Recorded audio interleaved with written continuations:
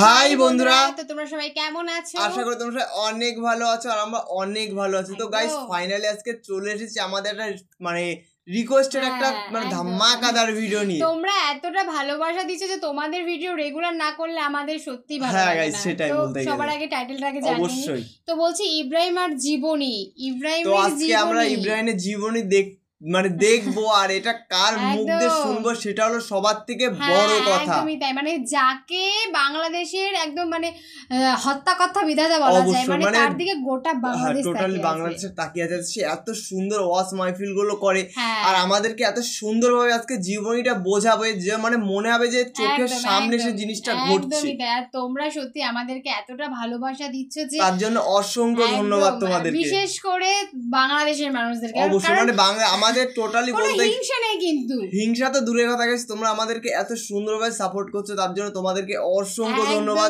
তো please guys তোমরা আমাদের পাশে এইভাবে থেকো আর আমরা এরকম নতুন নতুন ধামাকাদার ভিডিও গাইস তোমাদের সামনে নিয়ে চলে আসবো। আর অবশ্যই কিন্তু আমাদের চ্যানেলটাকে তোমরা সাবস্ক্রাইব করতে হবে, এত সুন্দর সুন্দর ভিডিও তোমাদের সাথে আমরা শেয়ার করতে পারি।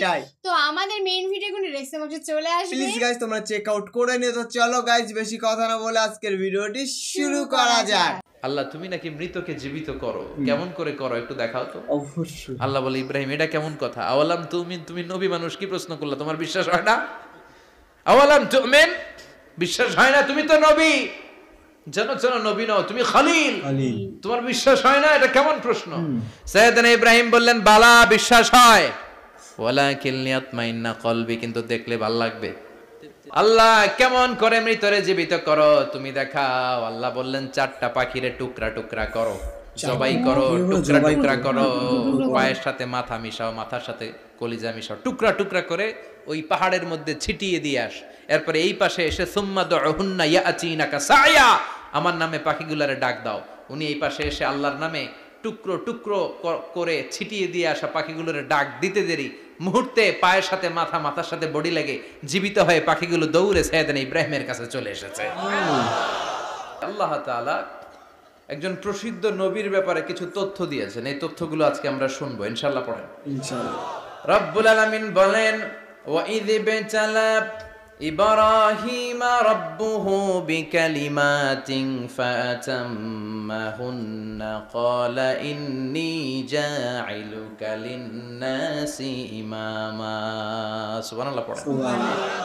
যেই নবীর ব্যাপারে আল্লাহ তথ্য দিলেন ওই নবীর নাম ইব্রাহিম আলাইহিস সালাম। সবাই বলেন কি নাম? চিল্লায় বলেন কি নাম? আল্লাহ বলেন নবী স্মরণ করুন সেই সময়ের কথা যখন আমি আমার খলিল ইব্রাহিমকে অনেকগুলো বিষয়ে পরীক্ষা করেছিলাম, আর আমার খলিল ইব্রাহিম প্রতিটা পরীক্ষায় গোল্ডেন এ প্লাস পেয়েছে। প্রতিটা পরীক্ষায় সফলতার সাথে আমার ইব্রাহিম উত্তীর্ণ হয়েছে। আর ফলাফল স্বরূপ আমি বলেছি ইন্নী জাঈলুকা লিন-নাসি ইমামা। ইব্রাহিম এতগুলো কঠিন পরীক্ষা নিলাম, একটাও ফেল মারলাম না, সবগুলাই পাস। যাও, এর বদৌলতে তোমার আমি গোটা বিশ্বের মানুষদের ইমাম বানায় দিলাম। ইমাম মানে নেতা, ইমাম মানে কি? নেতা। নেতা নেতা হওয়া এত সহজ না। আগুনে পুড়িয়ে পুড়িয়ে যেমনি খাঁটি সোনা বানানো হয়, তেমনি কষ্টি পাথর দিয়ে যাচাই করে করে পরীক্ষা করে করে আল্লাহ তাআলা সাইয়েদনা ইব্রাহিমকে এই মর্যাদার আসনে বসিয়েছেন। আল্লাহ বলে অনেকগুলো পরীক্ষা আমি নিয়েছি সাইয়েদনা ইব্রাহিমকে। আল্লাহ যারে পছন্দ করে বেশি তার জীবনে পরীক্ষাও। বিশ্বনবী বলেন আশাদ্দুন নাসি বালাআন আল আম্বিয়া, এই দুনিয়ার বুকে সবচাইতে বেশি পরীক্ষা নেয় আল্লাহ নবীদের। সুম্মাল আমসাল ফাল আমসাল, তারপরে সিদ্দিকিনদের, তারপরে শুহাদাদের, তারপরে সালিহিনদের। ইবতালার রাজুলু আলা হাসাবি দীনিহি, যেই ব্যক্তির দিনদারি বেশি তার জীবনে পরীক্ষাও বেশি। বিশ্বনবীর আল্লাহ সান্ত্বনা দিচ্ছেন নবী, ওরা আপনারে গণক বলে, ওরা আপনারে জাদুকর বলে, ওরা আপনারে কবি বলে, ওরা আপনারে পাগল বলে, কিন্তু আপনি হতাশ হবেন না। একটার পর একটা পরীক্ষা আপনার উপর চেপে বসেছে, এগুলো দেখে ভয় পাওয়ার কোনো কারণ নাই, কারণ মুমিন ভয় পায় না। চিল্লায় এখন ঠিক কিনা? ও নবী আপনি বিচলিত হবেন না, হতাশ হবেন না। আপনার আগে যেই নবীরা ছিল তাদের জীবনেও পরীক্ষা ছিল কি ছিল না? অবশ্যই ছিল। আমি আমার খলিল ইব্রাহিমকে অনেকগুলো পরীক্ষা নিয়েছি, প্রতিটা পরীক্ষায় সাইয়েদনা ইব্রাহিম পাস করেছে। বিশ্বনবীকে আল্লাহ সান্ত্বনা দিচ্ছেন, সুবহানাল্লাহ পড়ে। বিশ্বনবী হতাশ হবেন না, ডোন্ট বি স্যাড, লা তাহজান, নেভার লুজ হোপ। ও নবী আশা হারাবেন না। আপনার উপর যেমন পরীক্ষা আছে, সাইয়েদনা ইব্রাহিমের উপরও পরীক্ষা ছিল। সবার উপর আমি পরীক্ষা নেই। আপনারে ওরা কবি বলে গালি দেয়, গণক বলে গালি দেয়, জাদুকর বলে গালি দেয়, পাগল বলে গালি দেয়। যুগের ব্যবধানে এই গালিগুলো আছে, কিন্তু নামগুলো চেঞ্জ হয়েছে। চিল্লায় এখন ঠিক কিনা? এখন আমাদেরকে কবি বলে না, গণক বলে না, পাগল বলে না, এখন আমাদেরকে বলে কাঠমোল্লা, এখন বলে রাজাকার, এখন কয় যুদ্ধাপরাধী। গালি আছে না নাই? গালির ভার্সন চেঞ্জ হয়, ট্যাগ লাগানোর সিস্টেম চেঞ্জ হয়, কিন্তু ট্যাগ আছে না নাই? আল্লাহ নবীর সান্ত্বনা দিয়ে বলে, নবী ভয় পাবেন না, চিন্তিত হবেন না, আপনার যেমনি পরীক্ষা আমি নিচ্ছি, সাইয়েদনা ইব্রাহিমের আমি পরীক্ষা নিয়েছি। আর প্রতিটা পরীক্ষায় আমার Ibrahim Khalil golden A plus, first class first, global award পেয়েছে। আর এর ফলাফল হিসেবে আমি ইব্রাহিমকে বলেছি, ইব্রাহিম তোমার আমি নেতা বানাই দিলাম। নেতা। আল্লাহ put Sayyidina Ibrahim in some test, in some test. Everyone has to face test. প্রত্যেককেই টেস্ট এন্ড ট্রায়াল, পরীক্ষার সম্মুখীন হতে হয়। And Sayyidina Ibrahim successfully overcome all the tests. Allah said, Ibrahim, I'm gonna make you the leader. সুবহানাল্লাহ পড়েন। একটার পর একটা পরীক্ষা আল্লাহ নেয়ার পরে যখন দেখলেন একটা তো ফেল করে না, আল্লাহ খুশি হয়ে বললেন, যাও, ইন্নী জাইলুকা লিন-নাসি ইমামা। ইব্রাহিম, আমি মুত্তাকিনদের জন্য, গোটা বিশ্বের মানুষদের জন্য তোমার ইমাম বানিয়ে দিলাম। কত পরীক্ষা যে উনি ওনার জীবনে দিয়েছেন, কত কঠিন রাস্তা যে তিনি পাড়ি দিয়েছেন, তার কোনো শেষ নাই। সর্বপ্রথম পরীক্ষা ছিল ইলকাউহু ফিন্নার, অগ্নি পরীক্ষা। কি পরীক্ষা? অগ্নি। নমরুদ বলল, ইব্রাহিম ঈমান ছেড়ে দাও, তাহলে জানে বেঁচে যাবা, নাইলে আগুনে ফেলবো। সাইয়েদনা ইব্রাহিমের এক কথা, জীবন যাবে কিন্তু ঈমান যাবে না। ঈমানের পথে অবিচল থেকে আমার মরণ যেন হয়, তোমারই কাছে মিনতি আমার, তোমারই কাছে মিনতি আমার। মহামহিম দয়াময়, ঈমানের পথে অবিচল থেকে আমার মরণ যেন হয়। পড়ে না আমি আর জোরে পড়ে না আমিন। নমরুদ বলে, ঈমান ছেড়ে দাও, তা না হলে আগুনে ফেলবো। সাইয়েদনা ইব্রাহিম বলে, জীবন যাবে কিন্তু ঈমান যাবে না। তার মানে আগুনের পরীক্ষায় পাস। পাস। চিল্লায় বলেন, আগুনের পরীক্ষায়। পরীক্ষা নাম্বার 2, একটার পর একটা পরীক্ষা নিতে আল্লাহ শুরু করলেন। আল্লাহ বললেন, ইব্রাহিম যাও, কলিজার টুকরা সন্তানকে আর হাজারকে, আমরা ওনারা ডাকি বিবি হাজরা, আমরা কি ডাকি বাংলাদেশে, আসলে নাম কি হাজার, যাও তোমার স্ত্রী হাজারকে আর ইব্রাহিমকে মক্কার ধুধু প্রান্তরে ফেলে দিয়ে আসো, ওখানে মানুষ নাই, প্রাণী নাই, জনমানব শূন্য, দেখি আমার কদ্দুর ভালোবাসো। বলতে দেরি, টু শব্দ নাই, মরুভূমিতে ফেলে দিয়ে আসলেন। তার মানে পরীক্ষা নাম্বার 2 তেও কথা বলেন, 2 তেও পাস।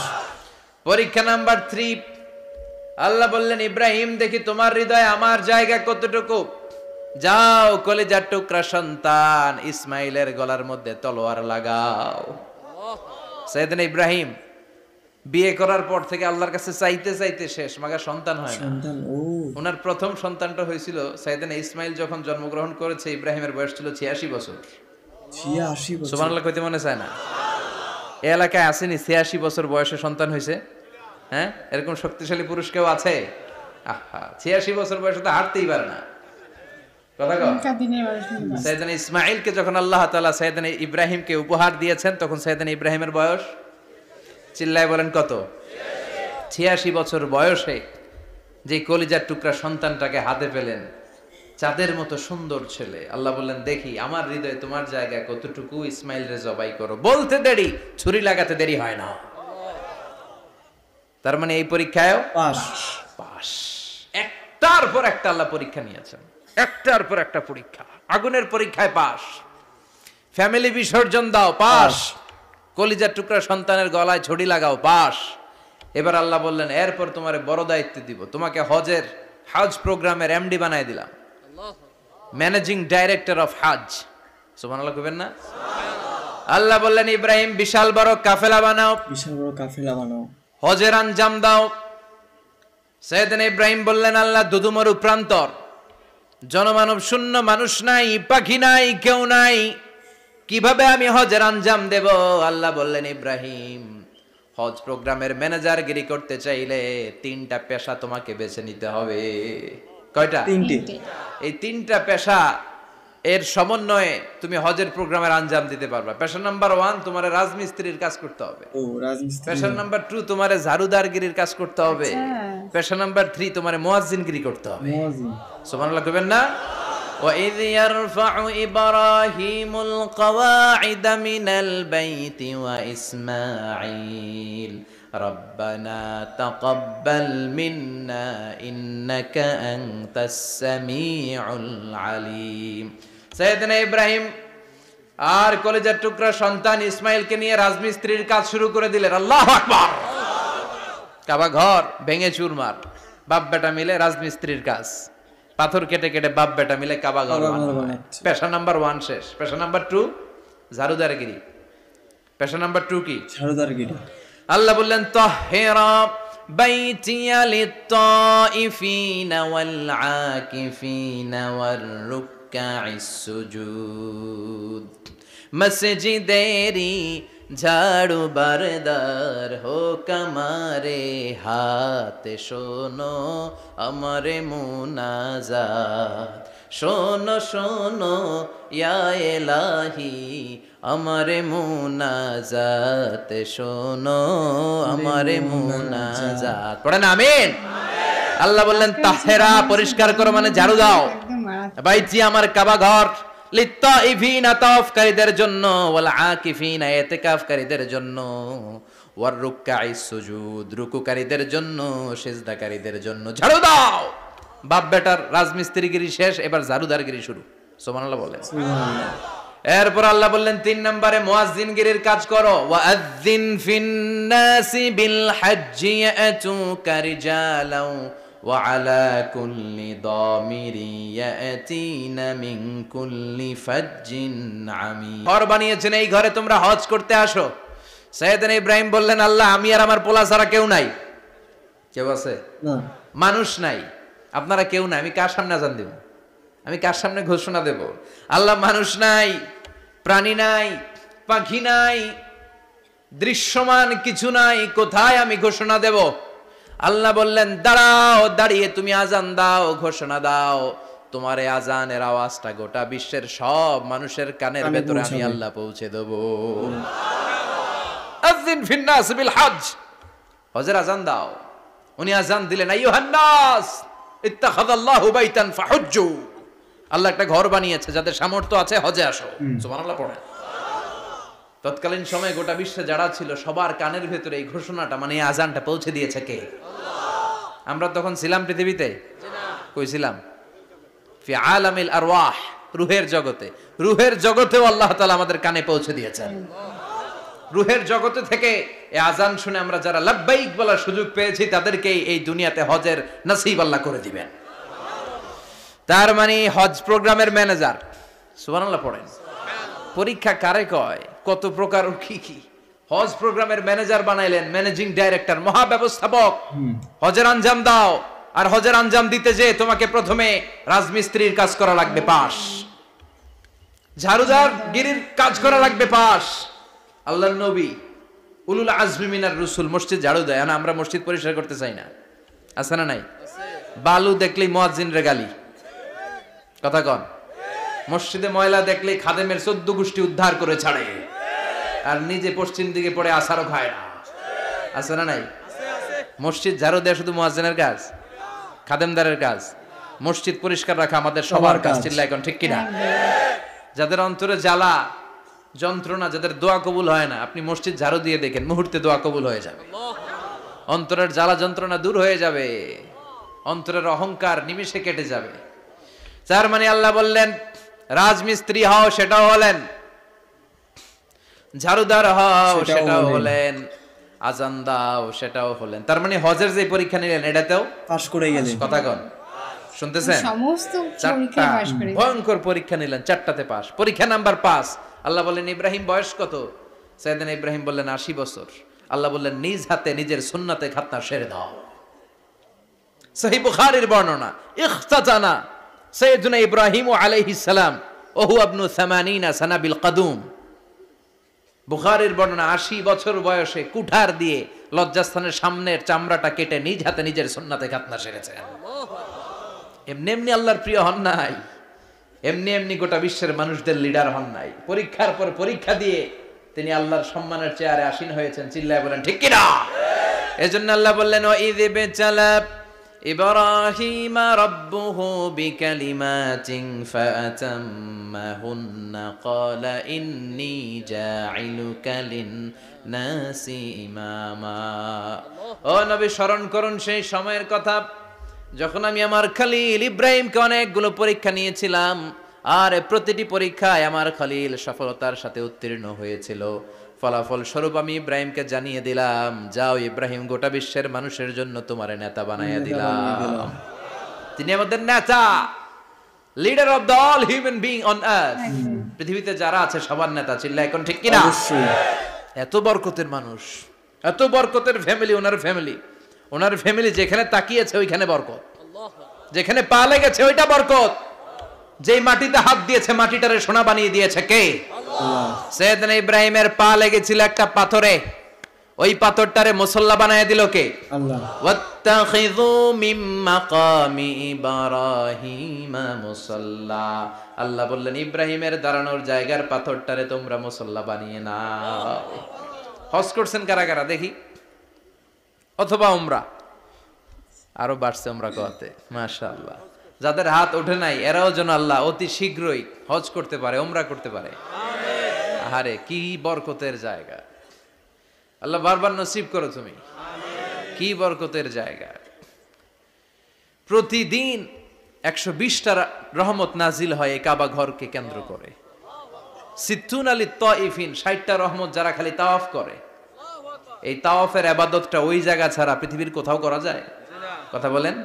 এজন্য 60টা রহমত যারা তাইফিন তাওয়াফ করে, আর 40 লিল মুসাল্লিন, আর 40টা রহমত যারা কাবা ঘরে নামাজ পড়ে।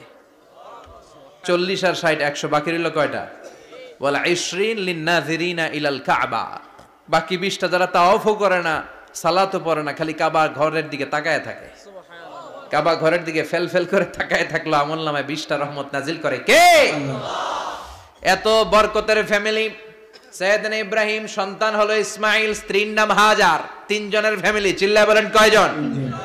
এই 3 জনের ফ্যামিলির এত বরকত, যেই জায়গায় হাত লেগেছে জায়গাটারে বরকতময় করেছে কে?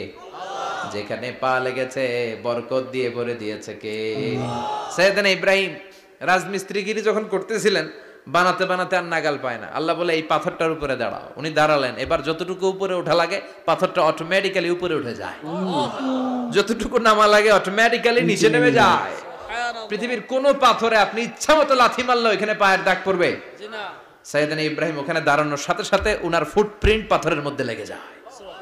কাবা ঘরের পাশে গোটা বিশ্বের মানুষের কাছে চিরম্লান করার জন্য, চিরস্মরণীয় করে রাখার জন্য কাবা ঘরের পাশে আল্লাহ পাথরটার স্থান দিয়েছেন। মাকাম ইব্রাহিম। বিশ্বনবী তাওয়াফ করার পরেই ওই জায়গায় 2 রাকাত নামাজ পড়তেন।